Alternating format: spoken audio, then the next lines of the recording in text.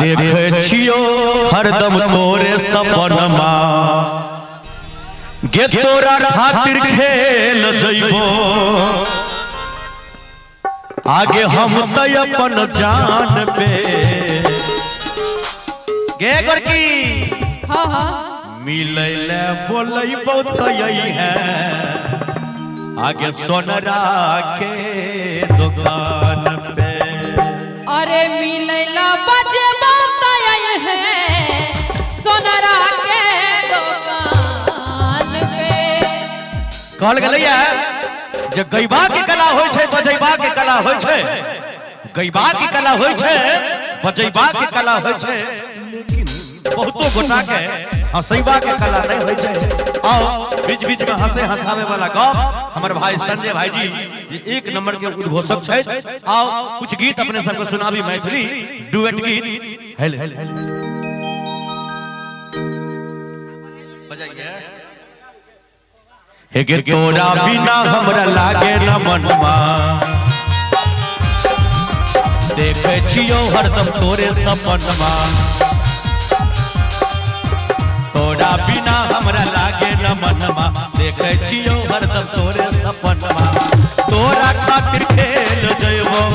तोरा खातिर खेल जइबो हम त अपन जान पे मिलै ले बोलैबो तय है सोनरा के दुकान पे मिलै ले बोलैबो तय है मनहारी दुकान पे तोरा बिना हमरा लागो न मनवा तोरा बिना हमरा लागो न मनवा देखै छियो हरदम तोरे सपनवा तोरा खातिर खेल जेबो तोरा खातिर खेल जेबो हम त अपना जान भैया भाई कनी ताली बजा दियो ना सब अब तो पेट भर गेल है सबको हिनका सबके बेसी खुआ गेलन है कनी भाई ताली बजा के चाचा कनी यो डॉक्टर साहब कनी ताली दियो ना यो बोले मिथिला धाम की ताली बजा का कि तोरा बिना हमरा लागो न मनवा देखै छियो हरदम तोरे सपनवा अच्छा हे रे तोरा खातिर खेल जेबो तोरा खातिर खेल जेबो हम त अपना जान पे मिलैला बजबो तय है मनवा के दुकान पे मिलैला बजबो तय है मनवा के दुकान पे। लेकिन पूजा जी देखियो ई छथिन गौरी जी हिनका नहीं रहल गलन 101 रुपया के सुंदर आशीर्वाद देलखिन है सोनरा के दुकान पर मिलो के लेल। आओ गौरी जी गे तोरा खातिर खेल जइबो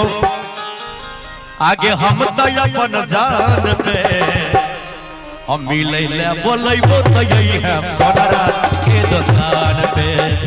मिलै ले बोलैबो तय है मनहारी दुकान पे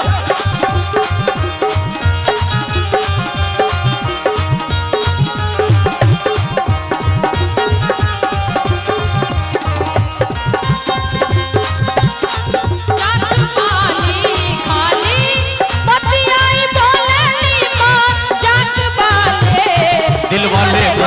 दिल वाले लड़की फराक वाली दिल वाले लड़की फराक वाली दिल वाले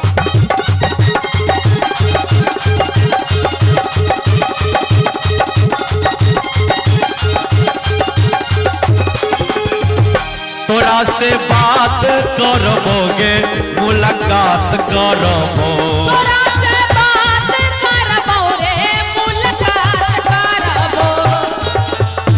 गे छौरी कनी कन तोरा से इजहार करबो रे छोड़ा संगे संगे प्यार के इजहार करबो तोरा से बात करबोगे मुलाकात करबो गे छौरी कनी कनी प्यार के इजहार करबो। लेकिन अब फेर मत दी है पानी अब फेर मत दी है पानी आगे हमरा यार मान पे ताली बजा के भैया मस्ती में